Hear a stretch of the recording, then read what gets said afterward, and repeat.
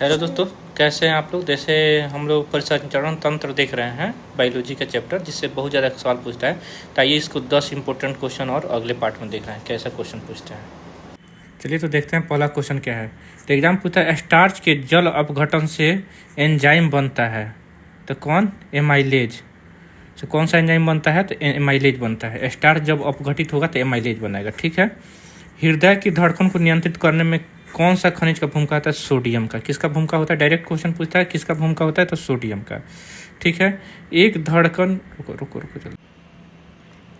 हाँ, अगला क्वेश्चन देते हैं। एक धड़कन या हृदय की गति एक आवृत्ति में कितना समय लगता है? आवृत्ति होता है कि एक बार धड़कने में, माने पूरा एक धड़कन पूरा होने में 0.8 सेकेंड लगता है। ठीक है। अगला क्वेश्चन देखते हैं। रक्तचाप को नियंत्रित किस ग्रंथि द्वारा किया जाता है? तो अधिवृक्क ग्रंथि, इसी को एड्रिनल बोला जाता है। तो अधिवृक्क ग्रंथि द्वारा। हृदय की संकुचन में धमनियों की दीवार पर पड़ने वाले दाब को ही रुधिर दाब। धमनी क्या होता है? जो मोटा हम लोग का नस होता है उसी को धमनी बोला जाता है, उसी को ही ब्लड प्रेशर बोला जाता है।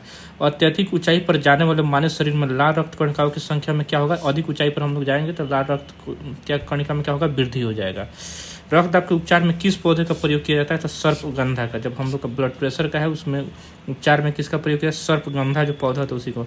मानव शरीर की सबसे बड़ी धमनी महाधमनी है। क्या नाम है उसका? महाधमनी नाम है। ठीक है। किस अंग को मानव शरीर में का रक्त बैंक कहा जाता है? प्लीहा, जिसको इंग्लिश में स्प्लीन बोला जाता है। रक्त दाब मापने के लिए किस उपकरण का प्रयोग किया जाता है? तो स्फिग्नोमैनोमीटर। बार बार पूछा जाता है स्फिग्नोमैनोमीटर। तो जो अभी तक हम लोग देखे हैं उसको रिकैप करते हैं तेजी में।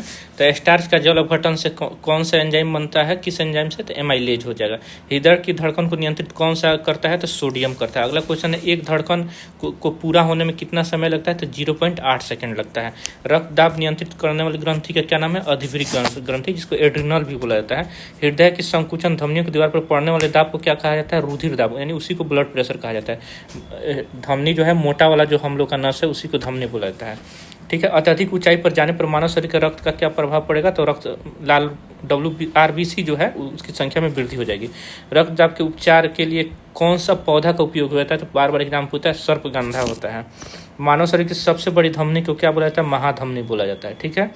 किस अंग को मानव शरीर का रक्त बैंक कहा जाता है? तो प्लीहा जो होता है उसको रक्त बैंक कहा जाता है। रक्तचाप मापने के लिए किस उपकरण का प्रयोग किया जाता है? तो स्फिग्नोमैनोमीटर। तो आशा करते हैं जितना बताया इसको ध्यान से बार बार इसको नोट करके बार बार पढ़िएगा।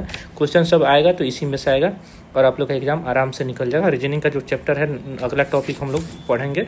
ठीक है। तब तक बने रहिए, ज़्यादा से ज़्यादा बच्चों में शेयर कीजिए ताकि उन लोगों को मदद मिल सके मेरी वीडियो के माध्यम से। धन्यवाद।